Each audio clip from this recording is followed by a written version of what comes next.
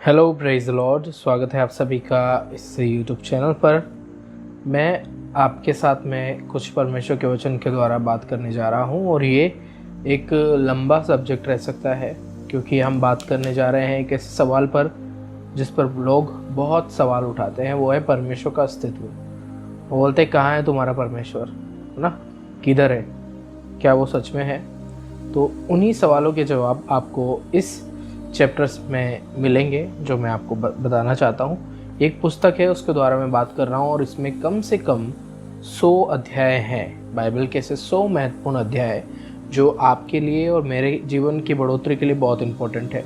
मैंने इस बुक में से लगभग 80 अध्याय जो है इसके पढ़े हैं, जिसमें बहुत सारे सब्जेक्ट्स हैं। परमेश्वर का अस्तित्व, परमेश्वर के कार्य, प्रभु का नाम, पवित्र आत्मा, होली स्पिरिट एंड यीशु मसीह के बारे में, यीशु मसीह का अस्तित्व, बैप्टिज्म के बारे में और पवित्र आत्मा के बपतिस्मा के बारे में और मृत्यु के बारे में, जीवन के बारे में, पुनरुत्थान के बारे में, यीशु के आने के बारे में और स्वर्ग के बारे में, नरक के बारे में। एक आस्तिक व्यक्ति यानी कि यीशु पर विश्वास करने वाला और एक नास्तिक जीवन, उस पर भी इसमें सब कुछ है। तो बहुत सारे सब्जेक्ट्स है। आइए शुरुआत करते हैं। आज हम बात कर रहे हैं परमेश्वर के अस्तित्व के बारे में। बाइबल के सिद्धांतों का अध्ययन प्रारंभ करते समय हमें सबसे पहले परमेश्वर के विषय में जानना बहुत ज़रूरी है। अगर आप बाइबल पढ़ते हैं, उसको सीखते हैं, सुनते हैं, तो सबसे पहले ये जानना ज़रूरी है कि इसका रचयिता कौन है। वो कौन है जो सबसे ऊंचा है, वो कौन है जो परमेश्वर कहलाता है, वो कौन है जो खुदा कहलाता है। नास्तिक यानी कि अविश्वासी और उनके व्यर्थ प्रश्न पूछने वाले लोगों से हमें बराबर चुनौती वो लोग जो देते रहते हैं, हम सिद्ध करें कि परमेश्वर है। स्वाभाविक मनुष्य के लिए ऐसी वस्तु में विश्वास करना कठिन है। एक स्वाभाविक व्यक्ति है, उसके लिए, एक शारीरिक व्यक्ति जो, उसके लिए कठिन है इस बात पर, परमेश्वर पर विश्वास करना, ठीक है। लेकिन जब हम बाइबल को पढ़ेंगे तब हम उसको बता सकते हैं कि परमेश्वर है करके, जिसे वह ना तो देख सकता है, ना छू सकता है, ना वो अनुभव कर सकता है, तो उसे वो मान भी नहीं सकता कि वो परमेश्वर है, ठीक है। सबको चाहिए सबूत, चाहिए सबूत। तो उसी पे बात करेंगे। एक विश्वासी के लिए बाइबल का प्रथम पद से समस्या हल हो जाती है। वो है कि आदि में परमेश्वर ने आकाश और पृथ्वी की सृष्टि की। उत्पत्ति 1:1 में ही इस सवाल का जवाब मिल जाता है। आदि में किसने किया क्रिएशन? परमेश्वर ने। आदि में परमेश्वर ने आकाश और पृथ्वी की सृष्टि की। बाइबल कोई पाठ्य पुस्तक नहीं है, ऐसा नहीं है कि ये पढ़े जाने वाली पुस्तक है, ऑफ कोर्स, पर ऐसी पुस्तक नहीं है कि जो बहुत डल हो। परंतु बाइबल परमेश्वर के बारे में अच्छी रीति से दर्शाती है और बताती भी है। बाइबल परमेश्वर के अस्तित्व को सिद्ध करने का प्रयत्न करती है। बाइबल इससे सुनिश्चित तथ्य से आरंभ होती है कि परमेश्वर है।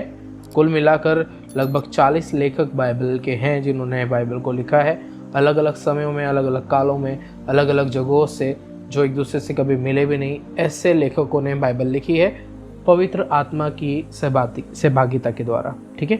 तभी जाकर ये एक पुस्तक बन पाई जिसका नाम है बाइबल।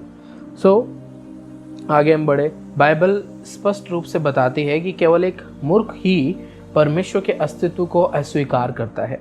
भजन संहिता 14:1 में लिखा है, मूर्ख ने अपने मन में कहा, कोई परमेश्वर है ही नहीं।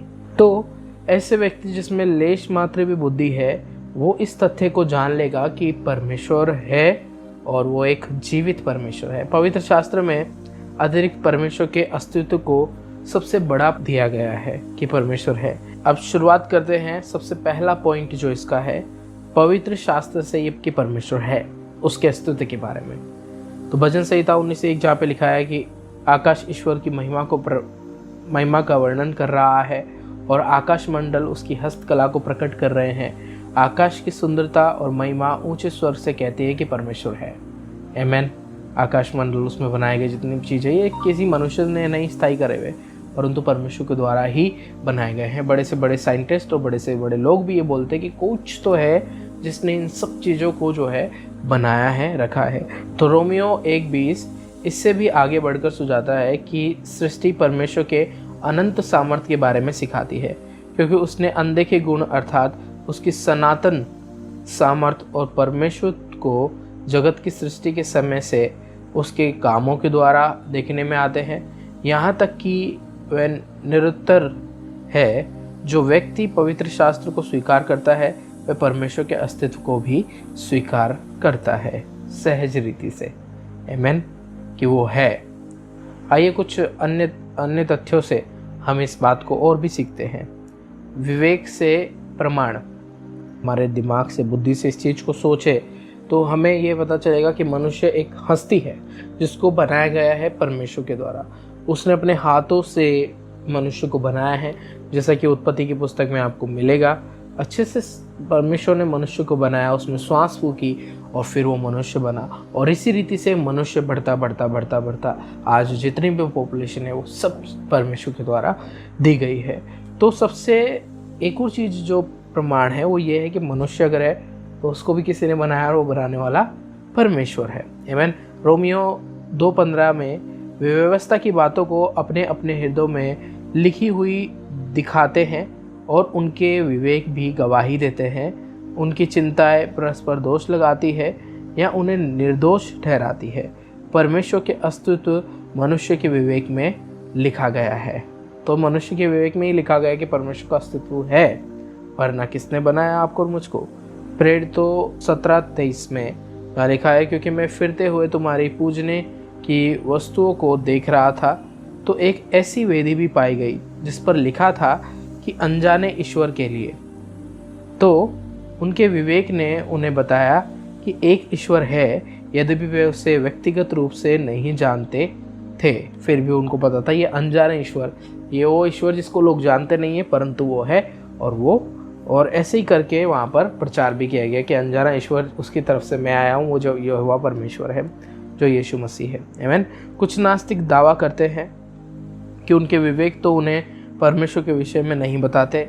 तो कुछ नास्तिक इस रीति से भी दावा करते हैं कि हमारे विवेक यानी हमारी तंत्रिकाएं जो है वो इस पर सोचने के लिए ही नहीं जाती कि मनुष्य एक क्रिएशन है या फिर ये सृष्टि एक क्रिएशन है, इसको परमेश्वर नहीं बनाया होगा।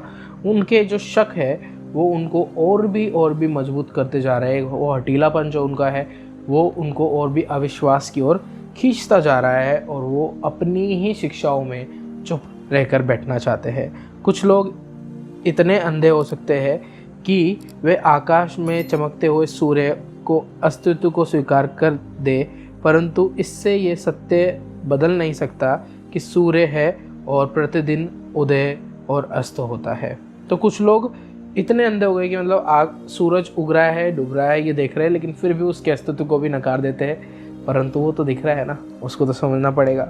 वे लोग जो देखने से इनकार कर देते हैं उनके समान अंधा और कौन हो सकता है।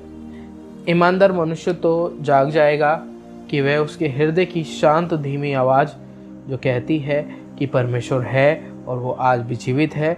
लोगों को परमेश्वर के अस्तित्व का इनकार इसलिए नहीं करते कि वह परमेश्वर को ढूंढ नहीं पाते, परंतु इसलिए कि वह अपनी जिम्मेदारी से घबराते हैं। ये जिम्मेदारी है मृत्यु के बाद परमेश्वर को अपने जीवन का लेखा देना। बहुत सारे लोग हैं जो इसको भी स्वीकार करते हैं कि परमेश्वर है, परंतु वो इसे स्वीकार करना नहीं चाहते कि हम अपने जीवन का लेखा किसको देंगे। उनका यही है कि मस्त चल रहा है, सही चल रहा है, और जब पता चलता है कि नहीं यार हमें सब चीज़ों का लेखा देना है, जवाब देना है, तो मनुष्य और भी अधिक डर जाता है। नास्तिक लोग जो है, नास्तिक शैतान के औजारों में से एक औजार है जिसके द्वारा वह मनुष्य को बिना उद्धार पाए नींद में डाल देता है। यदि परमेश्वर है ही नहीं तो किसी के प्रति जिम्मेदार नहीं और अपने इच्छा अनुसार जी सकता है, मर सकता हूँ, और परंतु चिंतन के शांत क्षणों में प्रत्येक मनुष्य का विवेक फुसफुसाता है कि परमेश्वर का अस्तित्व है और केवल मूर्ख ही इसे अस्वीकार करता है। तो शैतान जो है उसकी एक सबसे बड़ी चाल और हथियार है वो है नास्तिकपन, और वो उसे और भी उस पर डालता रहता है कि परमेश्वर नहीं है। लेकिन कोई सा भी व्यक्ति हो, जब वो चुपचाप बैठेगा तो उसके मन में वो फुसफुसाएगा कि परमेश्वर है। उसको एक अजीब सा डर रहता है कि कुछ नहीं। मैंने ऐसे बहुत सारे लोगों से मिला तो अविश्वासी लोग बहुत सारे जब उनसे बात करते रहते तो उनके मुंह से एक डायलॉग निकलता है, वो ये है कि ऊपर वाला सब देख रहा है, ठीक है। चाहे उन्होंने मूवी से सीखा हो, लोगों से सीखा हो, पेरेंट्स से सीखा हो, लेकिन ये बात तो उनके मन में है कि कोई तो देख रहा है। तो ये चीज़ मनुष्य को जिम्मेदार बनाती है। परंतु अगर नास्तिक है तो वो किसी भी प्रति जिम्मेदार नहीं है। वो कुछ भी पाप करेगा, उसको लगता है कोई नहीं देख रहा, मजे से करो। शराब पीना है, व्यभिचार करना है, गंदगी में जीना है, गलत काम करने हैं, वो उसमें और भी अधिक बढ़ता रहेगा। परंतु वो इसे स्वीकार नहीं करता। परमेश्वर अगर कर लेगा तो फिर वो सब चीज़ें छोड़नी पड़ेगी। मैं एक उदाहरण के साथ आपको परमेश्वर है करके बताना चाहता हूँ कि मान लीजिए एक विमान उड़ रहा है, ठीक है, एक प्लेन उड़ रहा है, आप उसे देख पा रहे हैं अच्छे से। हम लोग नीचे से देखते हैं, अरे वाह वो प्लेन उड़ रहा है, उसको देखते हैं, ठीक है। लेकिन हम उसके चालक को यानी कि उसके पायलट को हम नीचे से देख नहीं पाते। अब देख नहीं पा रहे तो इसका मतलब ये नहीं कि उसे कोई उड़ा नहीं रहा है।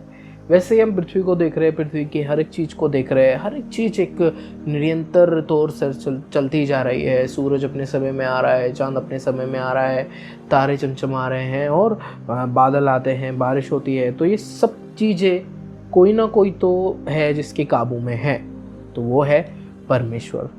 अब हम अगर पायलट को नहीं देख पाते तो इसका मतलब ये नहीं कि बिना पायलट के प्लेन उड़ रहा है। तो ऐसे ही परमेश्वर को आप देख नहीं पा रहे तो इसका मतलब ये नहीं है कि सृष्टि ऐसी चल रही है, परंतु परमेश्वर है और वही उस सब चीज़ों को चला रहा है। और हम एक और उदाहरण जो है वो ये है कि हम अपने आँखों से अपने मस्तिष्क को देख नहीं सकते जो इनसाइड है, ठीक है। पर इसका मतलब ये नहीं है कि हम बिना दिमाग के हैं, परंतु वो है तभी तो पूरे शरीर को चला रहा है। यहीं से तो सब चीज़ें केंद्र है। ये केंद्रिक बिंदु एक है जो पूरे शरीर को नियंत्रण कर रहा है। तो ये जो सब्जेक्ट है ये भी ख़त्म नहीं हुआ। अभी इसके 3 से 4 और ऐसे पॉइंट्स हैं जिन पर हम बात करेंगे। परमेश्वर के अस्तित्व के बारे में लोग इसे अच्छी रीति से नहीं बताते, क्योंकि लोगों के मन में सवाल तो है परंतु जवाब उन्हें मिल नहीं पा रहे हैं। लेकिन हम परमेश्वर के वचन के और उसके आत्मा के सामर्थ्य के द्वारा कोशिश करेंगे कि हम उसके अस्तित्व को अच्छे से पहचान सके, वो है, और फिर कॉन्फिडेंस के साथ हर किसी के सवाल का हम कुछ ना कुछ उदाहरण देकर उनको जवाब दे सके। मानना नहीं मानना उनके हाथ में है, परंतु हमारा कार्य करना हमारे हाथ में है। आमीन। प्रभु आपको आशीष करे। God bless you. आप इस चैनल को सब्सक्राइब कर सकते हैं, ये वीडियो को और लोगों के साथ में भेज सकते हैं ताकि वो भी परमेश्वर के अस्तित्व के बारे में सीखे। कि आप अपने अविश्वासी दोस्तों और भाइयों के साथ में, रिश्तेदारों के साथ में भी ये वीडियो भेज सकते हैं। मुझको इस बात से कोई प्रॉब्लम नहीं है, परंतु परमेश्वर के राज्य के बारे में लोगों को जानने का अधिकार है। तो बेधड़ल्ले से आप इसे शेयर करें ताकि लोग ज़्यादा से ज़्यादा देखकर परमेश्वर की आशीष को प्राप्त करें। God bless you. Praise the Lord.